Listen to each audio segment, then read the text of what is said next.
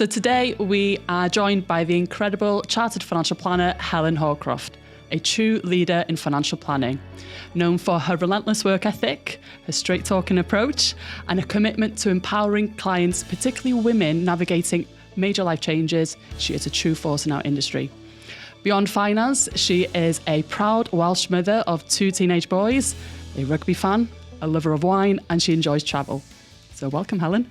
Oh, thank you very much. You like that one? I was quite impressed with that.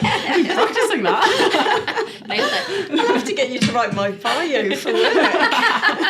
No pressure now. So, first of all, thank you for being here. I'm honoured that you are here because I know you're so busy.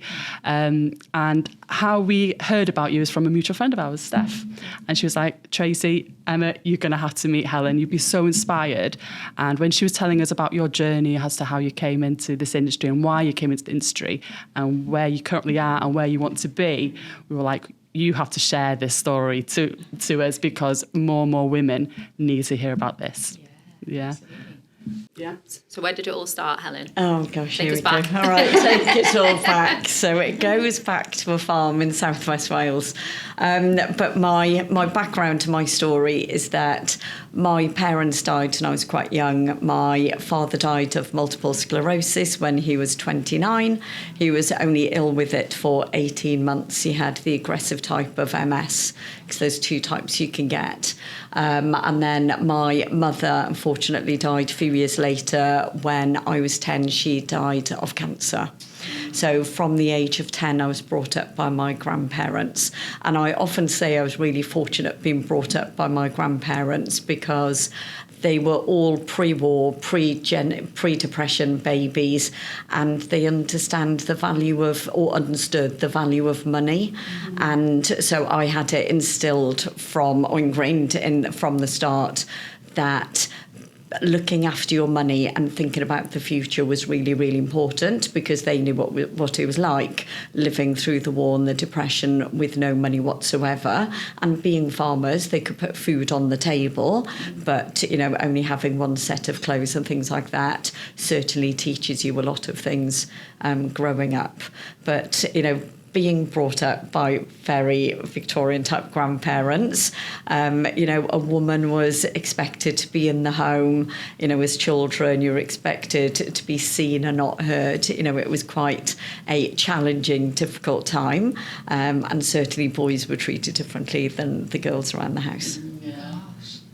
And what was it that made you, was there a point in your life where you thought, I want to be a financial planner? Or as we've discussed in the podcast a couple of times, a lot of financial advisors say they've fallen into the industry. What was it for yourself? Yes, I was actually very much the former. So when my mum had cancer, we had an amazing, my grandfather had an amazing financial advisor, a guy called Dick Jones. Remember him well with his moustache. He'd sit there smoking a cigar in the house. It's just, you go back, it's incredible. But when my mum had cancer, I was 10. And I remember being sat in the lounge with my mum, my grandfather, the financial advisor and the accountant and the solicitor. And I remember Dick just speaking to my mum and my grandfather, really wanting to find out what she wanted to achieve for me and my brother and what she wanted our futures to look like and what she wanted the money to mean. And so based on that, the accountant was able to advise on the tax planning side, and very much Dick was the orchestrator and making sure that everyone did everything and giving my mum that reassurance that when she did pass, that we would be fine. And I just remember, even at the age of 10, being in that meeting, not having a clue what trusts were and all of the things they were talking about, but just coming away and just feeling that my mum felt happy about things. And it was only then later in life, and again, coming through. So my grandfather expected me to become a farmer's wife. So I went on to I trained to become a qualified secretary, but he didn't want me to go to university. So I funded myself through going to university, and I did that by working for financial advisors. And so when I was looking to get a job, it was, going into finance seemed to be the appropriate thing because I'd had it installed from the start. And obviously doing the family books, I did the family accounts for both sets of grandparents because we were all farmers. So I'd help both sets of grandparents doing the accounts every month. So I was very much used to doing profit and loss accounts from the age of 10. I could drive a tractor at the age of 10. I couldn't lift a bale, but I could drive a tractor. But I remember, certainly as a teenager, at the age of 11 and 12, I was doing the company accounts for my grandparents, and then going through university, then working for financial advisor. But the job I worked at in the summer holidays, I used to meet all of the broker consultants coming in, and I said, "What an amazing job that your job is to go around and to speak to all of the different financial advisors and then take them out for lunch. What a great job." So that's how I got into working in finance, was really looking, seeing the impact it had on us and then funding myself through university. And then when I graduated, I actually did my dissertation on the computer systems in the car insurance industry, because the advisors I worked with had an insurance brokers and financial advisors. They did pensions at the same time.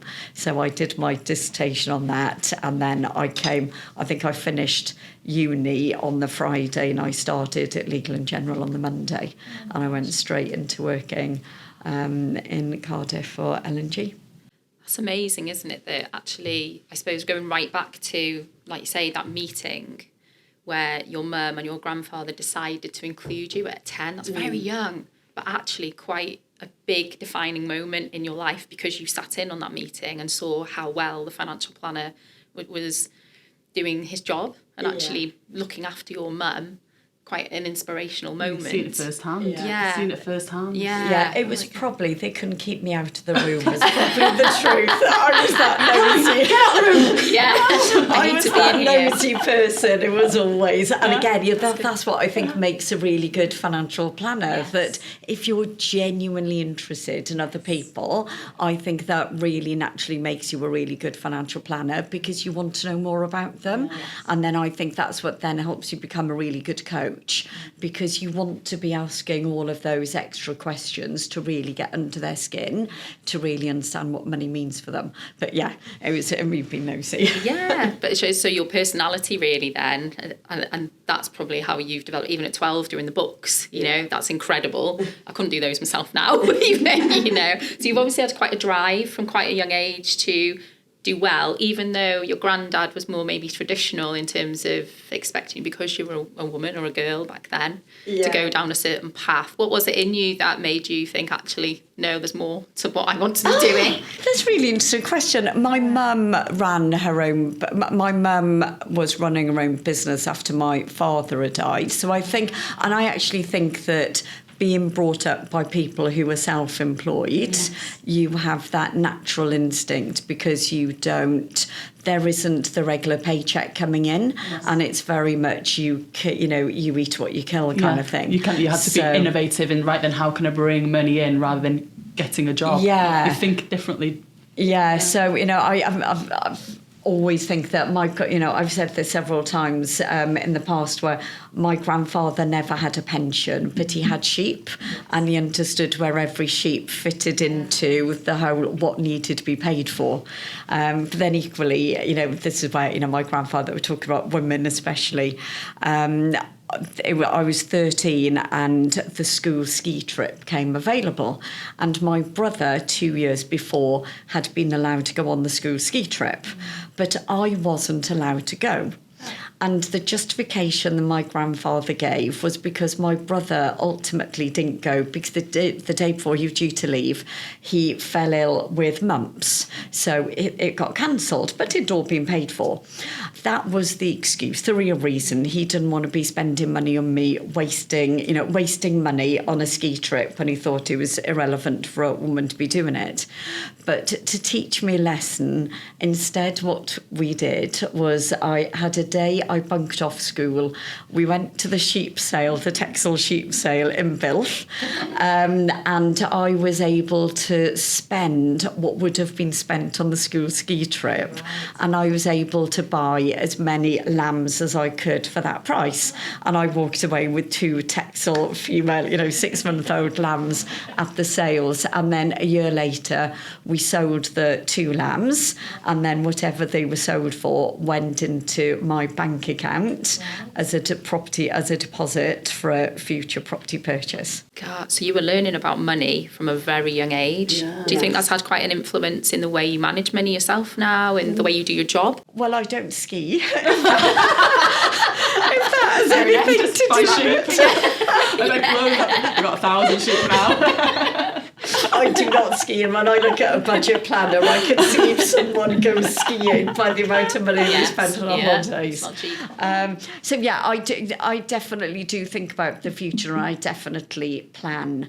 And but even I know I'm jumping around here because we'll come on to this about my divorce and things. But thinking about planning, one of the other people on the podcast works with a lady called Michelle Hoskin, Little Miss Wow, and I remember going and listening to her speak in January 2016, and I'd just left my husband at this point, and she stood there and said, "How can you be as advisors planning for your clients if you don't know where your future is going?" Yes. So, and at that point, I actually wrote myself a 30-year life plan. Did you? Okay. Yeah, and even to the point that at the age of 60, where I wanted to go on holiday, and at the age of 55 and 50, and I remember, so I would have been 40, what was I then?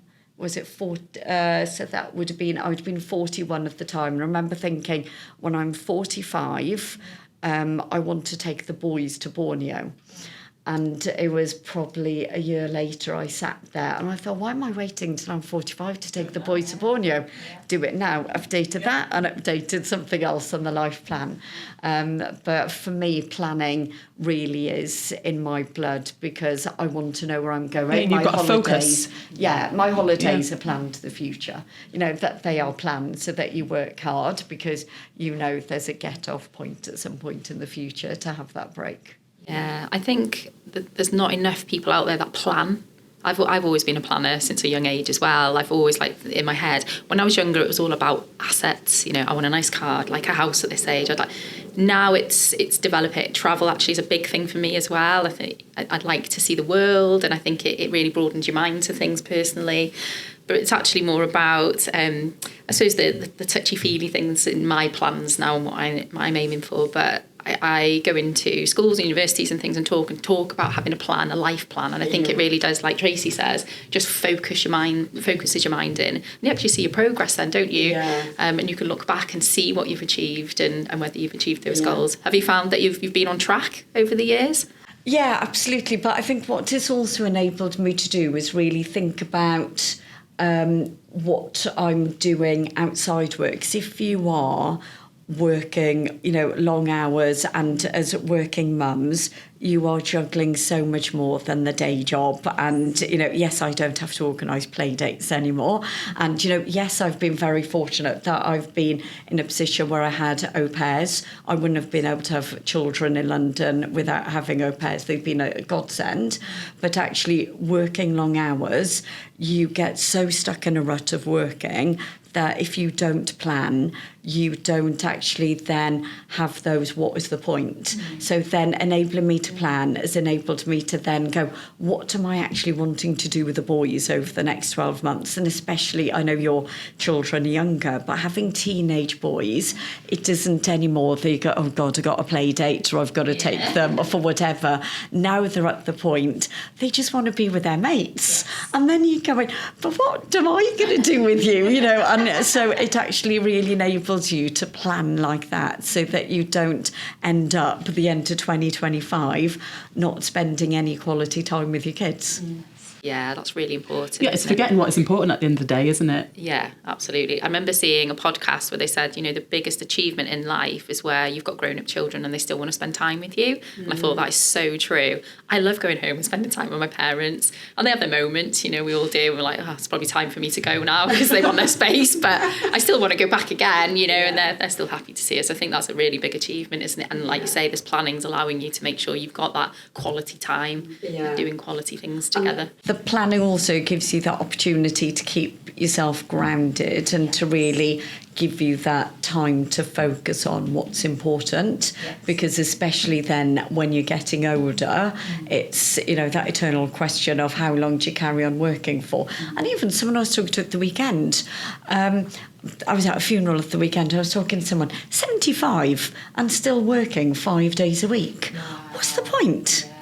And, you know, seriously, this guy was really very, very wealthy.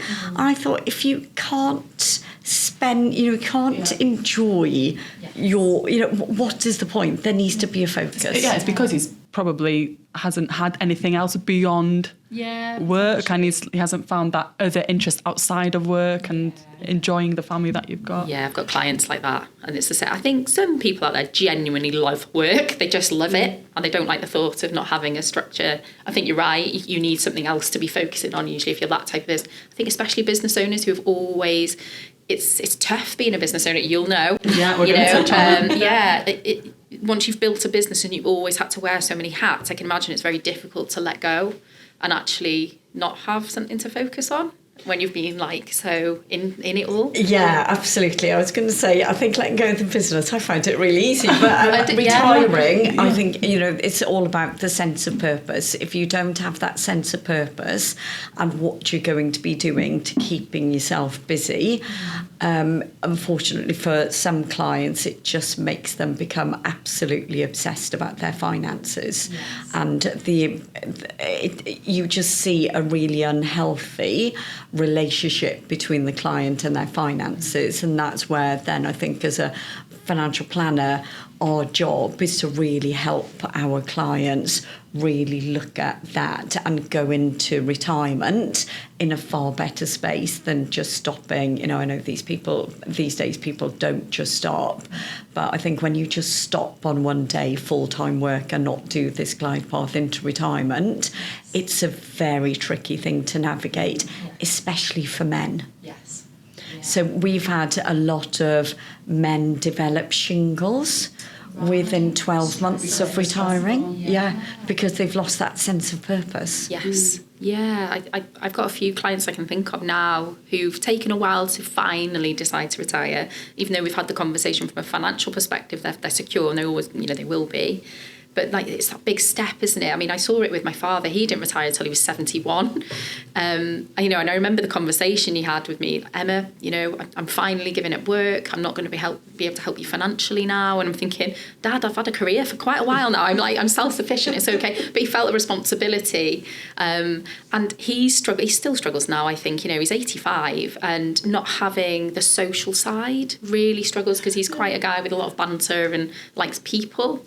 And it could also be because of their identity as well. Yeah, I think that's a big thing. Say you are the boss, you've reached that top, and then you've stepped away, and then who am I? And that maybe that pride that they had, I am the boss or whatever, that ego, and that's kind of gone, and maybe they feel that their confidence has gone with it as well because their knowledge is now slipping away, regulations and all that is. So it's a huge transition for them, and it is a big step. And as financial planners, I do it, especially in a meeting. I'll talk about this to a client because it's a huge transition for them. And probably, you know, when you're when you're working, you're accumulating your wealth. And I don't know about yourself, but I see clients, they're struggling to spend their money because they're holding back, because they don't want to see the pound signs falling. And it's like, well, why not? Why can you not start eating into your capital? This is what you've worked for. But it's just that mindset, that shifting in that mindset. It's an insecurity, isn't it, that you're not working and bringing in income anymore. And I think when you've always had that for 40 years or whatever it is, it's quite scary, I can imagine. I think cash flow modelling helps, but it's a mind thing. Yeah, but I think, for me, that's where it really, really does help and fit in, is getting clients to start to understand how much they can afford to be spending. And actually, that's where, for me, the cash flow modelling really enables the client to then take control, going, actually, if Helen said it's fine for me to do this, then actually they then believe you that it's, and they trust you to do that, because it's all about your relationship with the clients. I think you're right. They just want that okay, don't they? We've done it. The figures are showing it as well. They just want that reassurance. Yeah. That's all it is. Yeah. So, Helen, back to yourself. Stop talking about clients. So back to yourself. So you were legal in general, and then eventually you then decided to establish your own financial advising practice. Why was that? What made you decide, right then, I'm going to set up by myself? So what happened? So I'll talk you through very quickly the transition. I've been very fortunate. I've had a few really good mentors within my working career. So when I was at Legal and General, I had a compliance officer at the time. I was only there a very short space of time, 9 months, and I was one of the advisors there. And I remember my compliance officer said to me, "You're absolutely wasted doing the role that you're doing. You need to go and have a broader background in financial planning." And he said, "I think you'd be really good working as a trainee broker consultant, because you'll get a really good technical knowledge background."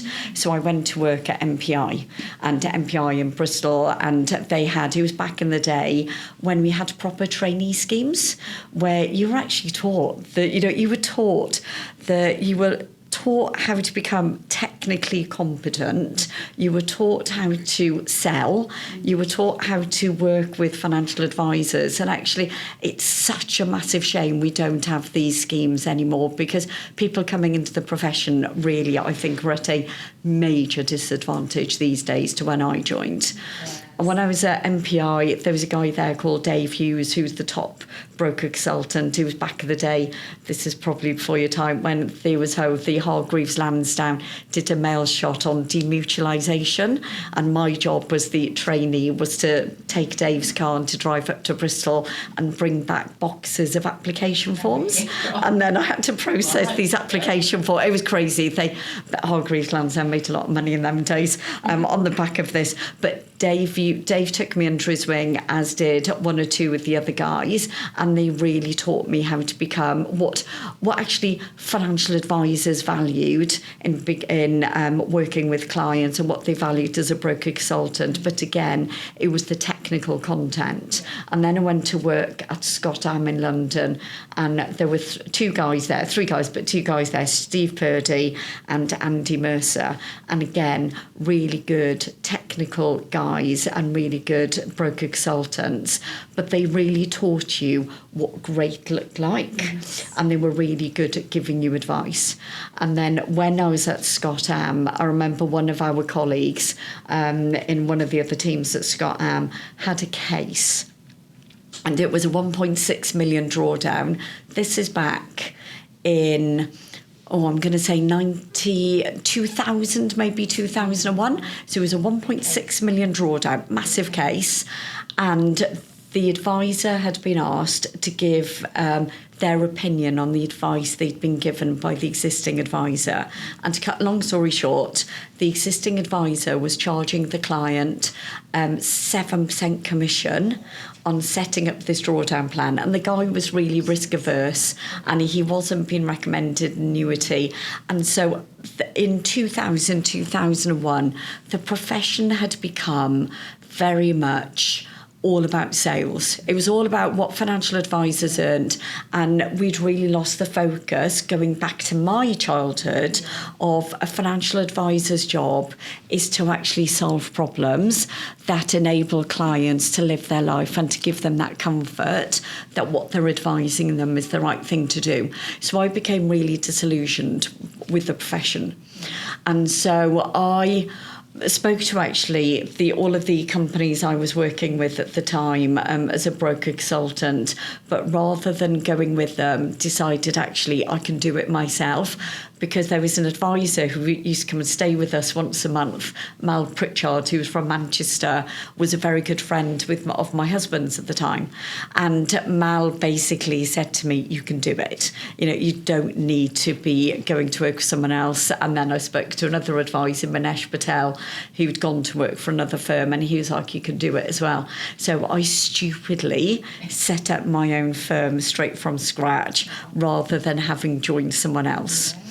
Do I now look back and think it was the right decision? No, I don't. I think I would have been better off doing 2 years working for another advice firm first. Why is that? Why? I think I would have learned far more about running a financial advice firm and actually doing the job properly. Because at the time I was going in and doing lots of technical meetings with financial advisors, but I didn't have the client relationship. The financial advisor had the client relationship. So I probably spent the first 5 years of equanimity learning how to learning my craft, really learning about financial advice and having chance meetings people and finding out about financial planning, and learning how to become a business owner and learning about the FCA. I did it the hard way. And I think actually going from broker consultant to running your own advice firm was actually not the right thing. And I think if I had my time again, I would have gone and I would have done a 2-year stint in my first before going to do it, because at that point I would know what I was doing. But you made it a success anyway. I made it a success, and I had 2 children in between. I got divorced, and all of those things. So I think I made it hard for myself. But then once I was then understood what I was really doing and really learning how to network, but actually doing it yourself with having no clients and nothing to fall back on at all, I learnt a lot of lessons about networking and how to develop clients and where to get clients from and what works and what doesn't. So I don't think I'd have learnt all of those lessons necessarily, or I may have. Yes. I don't know, it just depends. But the advice firms I was looking at joining, I would have been given clients, so I wouldn't have really learned how to do the hard graft. And so going back to then zero of, then going back to nothing after a few years would be difficult again. But probably because it was such a struggle, you value every opportunity you see, you probably just go for it, you embrace that rather than like a silver spoon. Oh, here you go, here's your clients, and just kind of whatever. Yeah. You take every opportunity. Yes, yeah, no, absolutely. And then after a few years, I was really lucky that the way, that we structured things at home was that my husband's career was taking off. So I was in a position where I could afford not to take any money out of the business for 2 years. And that enabled me to really start building things up. But I will often say to business owners, you've got to think about you're not going to be making profit in the first 2 or 3 years, because it's, a lot of it at the startup cost. I look at my business plan that I wrote at the time to open a bank account, the naivety of it all. Yeah. But, it's just incredible. Sometimes ignorance is bliss as well. I think so. And I think there's something to be said for having a struggle and actually having no option but to succeed. I think that can drive you in a lot of circumstances. Absolutely. But I think you did very well. But you've talked that, so as part of that journey, you went through a divorce. Yes, yeah. So I had children, and I know that from a maternity leave perspective, it doesn't really happen. But I remember with Reese, my first one, I technically had 6 months maternity leave, but he was the perfect child. If you've read the book, The Baby Whisperer, he was the angel child. I could actually plan meetings around his nap times. And so 11 o'clock, I would put him down for a nap. I could actually have a meeting in the diary at 11:15 and know I'd be able to make it. So even though I had 6 months maternity leave, I didn't really, but it was more the second time round. It was, at the time then, Burberry's had come out. Now thinking back, this is just bonkers, but I had a C-section and I was actually reading emails in the recovery room. Oh gosh. Just persona, so surprised me. And then in the 2 days I was in a hospital with him, or maybe a day and a half, I had to be in a hospital with him, that I was doing emails and things, in between nap times, because you just had your phone. And then the fatal mistake I did with him was after 3 weeks, I started answering emails and started booking in meetings, and clients took advantage of that.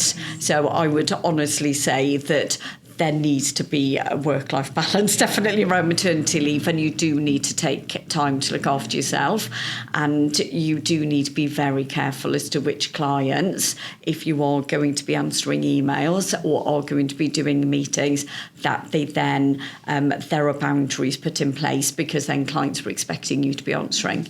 And when you are juggling, and poor Lewis, he was quite a challenging baby, unlike Reese, the second one was definitely the challenging one. It was really difficult.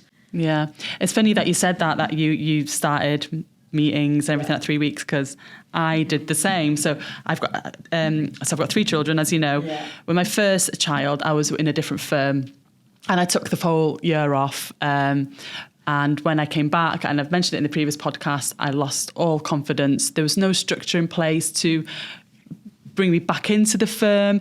Pension legislation changed with pension freedom rules, and my client bank was taken off me. It was just, and I had to start from scratch. It was just awful, and that on top of my, you touched on disillusion as to what this professional is all about. It made me think, right then, I'm stepping away from this. And in one of the podcasts we mentioned is, I think this happens quite often, and then you've got talented women leaving the industry because there's no structures in place. So when I went on maternity for the second time, I was with a different firm. The firm I'm still with, I'm now co-owner with Emma on it. And after 3 weeks of having the baby, I think because I was traumatised by what happened with my first child, I decided to start going on meetings, this, that and the other. And like you said, clients then started taking advantage. I also did it because you gain momentum and you want to keep that momentum going. And I think also I felt there was no structure there to support me, whereby I don't have to be there, but there's someone there to keep that momentum going for me. So I think it was a big lesson learned there. So by the time I had my third child, still in the same firm, I made sure I knew right then, it's okay if I do go off for 6 months. Yeah. I've told the clients, look, this is what's happening.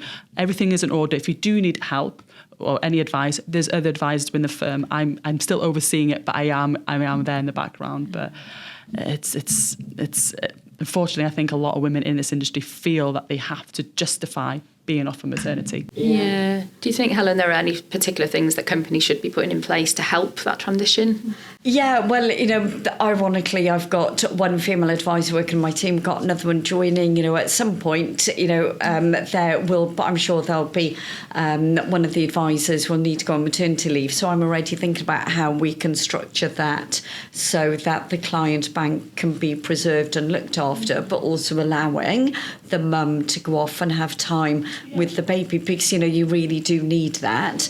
But I think there needs to be the knowledge.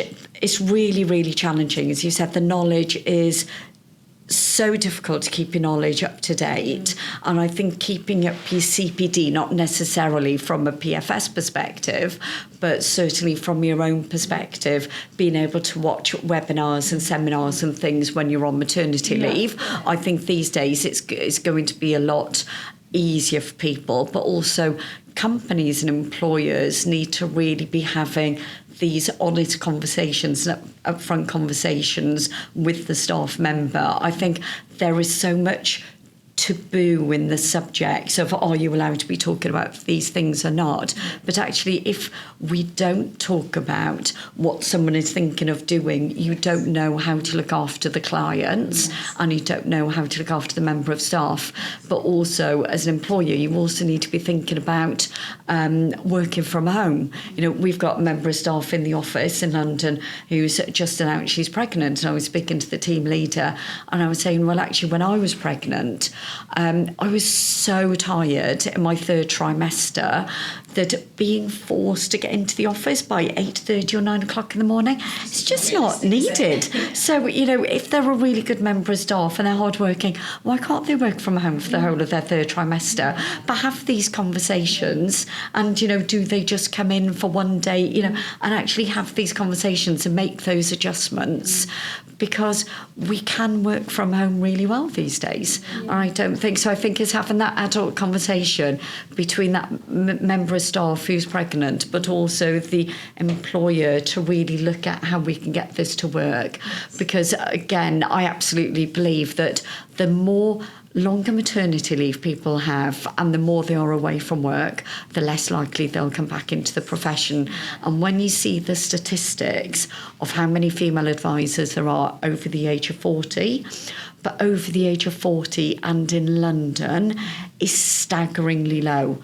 I think one of the statistics I saw a few years ago was that less than 4% of advisors in London were over 40 were female. Whereas if you look at it in the 20s and 30s, there's all a very equal mix. But actually, if you have a look at the number of advisors outside of London who are over the age of 40, the balance isn't too dissimilar to under the age of 40. So I think we lose a lot of women outside of London to moving out because of children. Yes, I think you're right. So, and I think having that flexibility with regards being able to see clients and things is really important. Yeah, it's funny, we've mentioned that, haven't we, in our podcast, that it has to be a normal conversation or seen as normal to have these conversations in companies, because I think sometimes, especially as women, we're a bit nervous about rocking the boat and doing things that maybe... You want to make a noise, you want to please. But also there was one advisor that I had, bear in mind that whenever the kids had school plays or sports day, I'm there at the front on sports day cheering at the top of my voice. Whenever there's anything like that, I think it's really, really important that you go along. But I remember employing a guy once who had a young family, and he came from the finance background, now wanting to come into financial services, and he just wouldn't take the time off. And I wasn't expecting him to book holiday in. I was going, well, just go and see the girls in their school play. Go and see it. It's what... But he just couldn't get his head around this because he'd come from an environment where it wasn't permitted. And I think we need to get into that maternity, personally, should be a split thing. Well, agree. Yeah, we've just been talking about that as well. Yeah, it's got to be a paternity, maternity, equal. Because we were saying, weren't we, that it could be a ripple effect. Still, I think a lot of women are seen as the carers with elderly parents and things. And actually, if men had some equality with paternity, that would have a ripple effect. And even later, when their parents get older, it's always the woman. Generally, it's the woman that looks after their parents. Well, that will normalise. Actually, the man could step in. Just to move on, like we were talking about the divorce, and probably, as I know, that has given you expertise in the whole divorce proceedings, and then from that, from your experience, you deal with a lot of clients that are going through the divorce process. Can you elaborate more on all that for us? Yeah, of course. So from the divorce perspective, I know I've been quite open about this in the past, that most people are very surprised when I say this, that I was in very much what's called a coercive controlling relationship. But at the time when I separated from my husband, the word coercive control just didn't exist. But I had absolutely zero confidence whatsoever. And the fact that I actually built up the confidence over a 4-year period to actually exit the relationship is quite remarkable, because that really, really held me back. And, from a finance perspective, from that day onwards, it was all me. I had to pay for everything. I've had to fund everything to do with the children. So a lot of people look at me and they go, oh, that you can't be doing all of these things. Actually, for me, it was really important where the kids went to school. It was really important that we stayed in London, and various things that I made a decision. But because of that, I had to be working in order to be building up the client bank, in order to be building up the revenue. So I do think where there's a will, there's a way, and you can either become a victim with everything that life deals with you, my parents, the kind of relationship that I was in, or you just embrace it and go, how am I going to get through it? So referring back to Michelle Hoskin, I wrote myself a divorce plan with regards when I wanted my decree nice, or my decree absolute to come through, and the key things, because my divorce I knew was going to be horrific. I lost just under a stone in weight. From the 20th of November 2015, that was the decision. I woke up that day and I was out on the Saturday, the 21st, and said, that's it. Between then and the 20th of December, when I told my husband, I lost literally ounces off a stone in weight, just with the stress of knowing what was going to come. And then I actually planned, what is it that what could I be facing? Because what most people find when they're going through divorce is that you panic about money, you panic about the children. But actually, for me, let's get the panic off the table and let's start planning. Yes. And that's what most people don't do with the divorce, is that things then crop up that they don't have control over. The more that you plan, what could be facing and what does this really mean, it then puts you in a far stronger position to then deal with these that are coming to you. And then there are fewer shocks and surprises that come to you. But I think that my experience of going through divorce, and actually the experience I've been dealing with the people I'd been working with in the past, has really enabled me to really help people going through the divorce process and really get them start planning for it properly. What you find is that I think most of the people I get involved with, everyone has got a story that's really, really unique. And some people, they tell you about it straight away in the first meeting, and they've got the tears and the stains on their faces, and other people don't. They're really private, and it takes them a while to start telling you what's really gone on in that relationship. But with all of the clients that I've been working with, it's about dealing with them at that moment, getting them through the entire process. Average divorce takes about 18 months. My kind of cases take about 2 years because they're more complicated ones. But then the bigger piece of work is actually working with a person after the divorce, once you've got that decree absolute, and really getting them to build, to rebuild their lives and pick up the pieces. And as one family barrister said to me, that he sees the clients in the worst part of on the process, because when you're going through the divorce, your behaviour isn't normal. Some people's behaviour is extreme, but your behaviour isn't normal and you are irrational.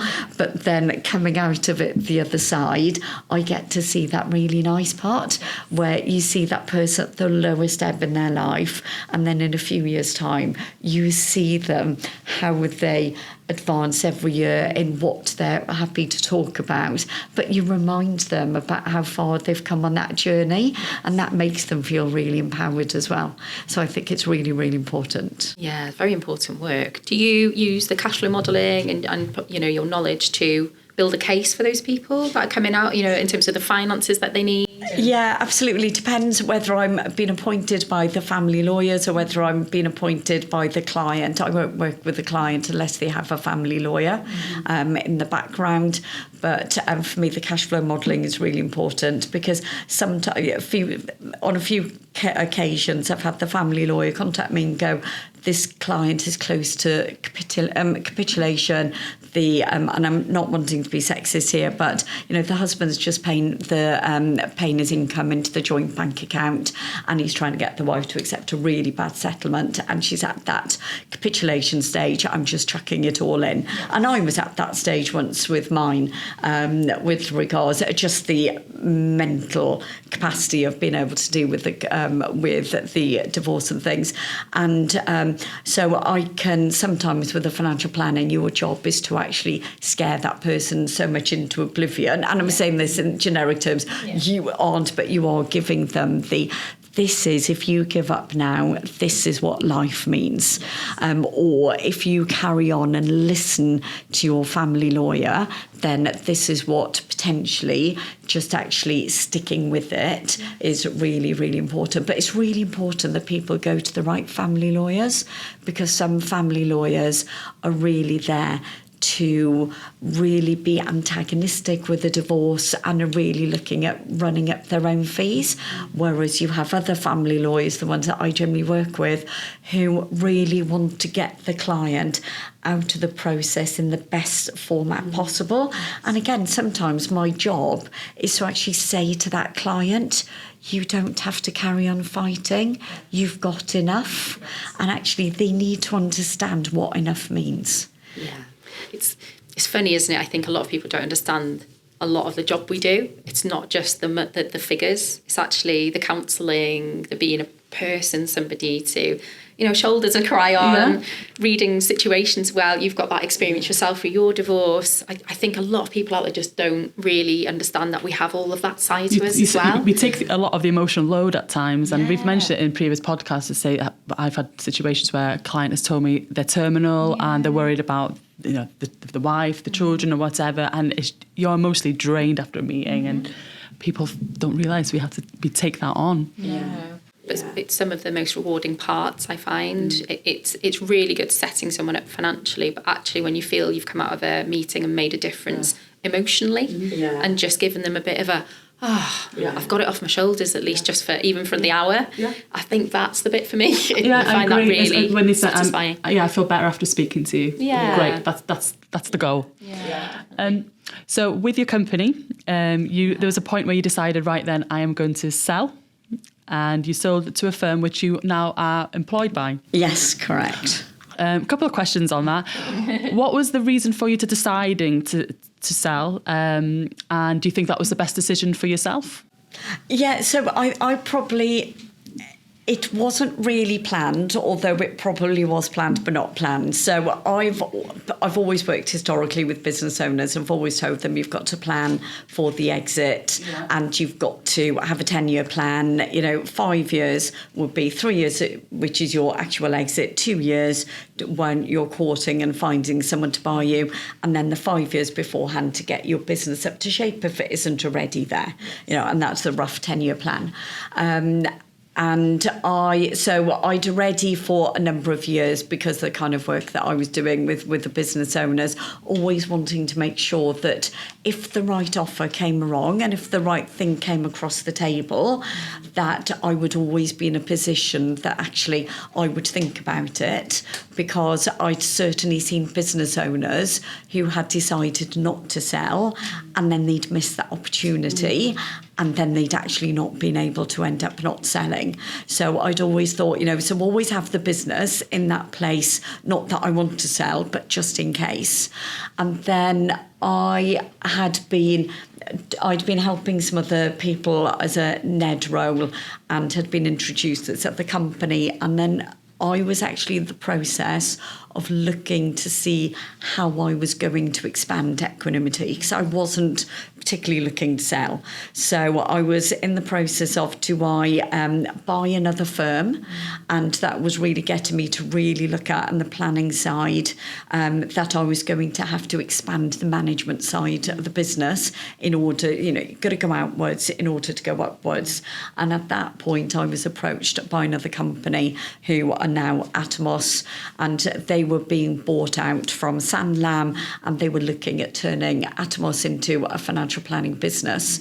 And everything that JP, who's the chief exec, and all of the Exco members that I spoke to within my 5 months of due diligence before going into our due diligence phase that I went through, they were all wanting to achieve out of Atomos where I was wanting to achieve out of Equanimity. But they also wanted me to be part of that journey, to also be making that change, because I wasn't ready to hang up my boots from the impact that I can make within financial planning services. So I wasn't looking to retire. I wasn't looking to go, I'll just become another advisor. So it had to be the right thing. And it was just the right fit. And it really was the right fit for me with where we were within the career. And, you know, from we completed on the 1st of September 23. And ironically, from then on, I never once looked at the company bank account, which is just bonkers. You know, for someone who looked at the company bank account for nearly 20 years, that was an incredible thing to never have to do. You know, we were a really successful business. It wasn't about making sure that we had enough money in the bank account. Every day without fail, I would be looking at the business bank account. It was just habit. First job of the day, bank account. And, you know, I never did that. But I found that joining Atomos, I have an amazing boss, and I have to say, a woman joining a company, it is really daunting, because especially when, you know, you've been doing things your own way. One of the things I was really worried about was female joining a firm. You know, yes, there's men, but there are a lot of women in Atomos. But, you know, at the end of the day, there's a lot of blokes. More men. There's a lot of blokes.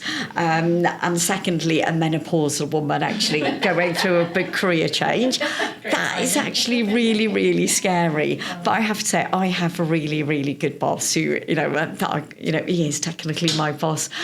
He's just great.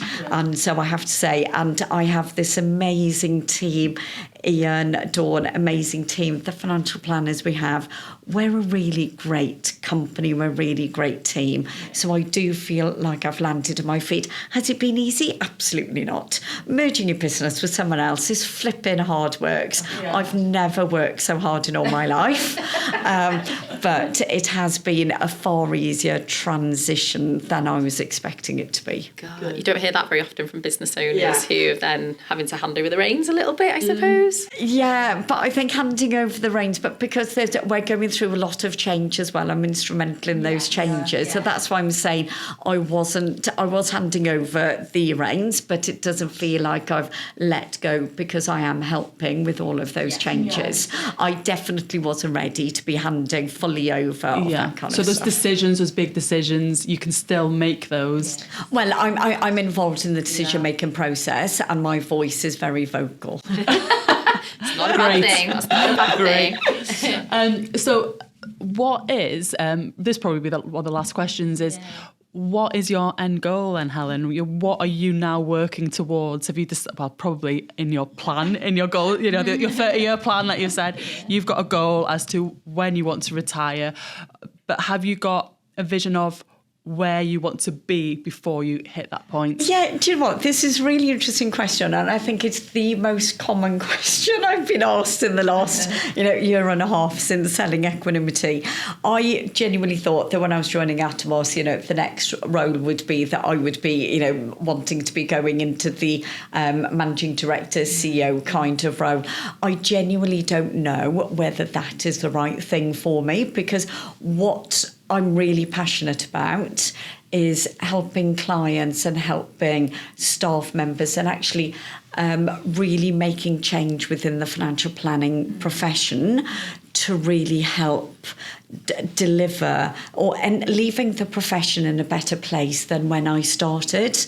And I don't know whether running a larger financial planning business will actually tick all of those boxes. That if what we can do within Atomos is really enable my career to be ticking the box where I still have some form of client contact, I still have my clients, but also really help and shape the face of advice. That for me is something that I'm really passionate about. So whether it's becoming mentors and mentoring other business owners, I just don't know. I think what we have to do is to get through. We've gone through 12 months of transition within clients, but I would probably say we've got another 6 months for things to really properly settle down and for the new ways of working within Atomos to be implemented.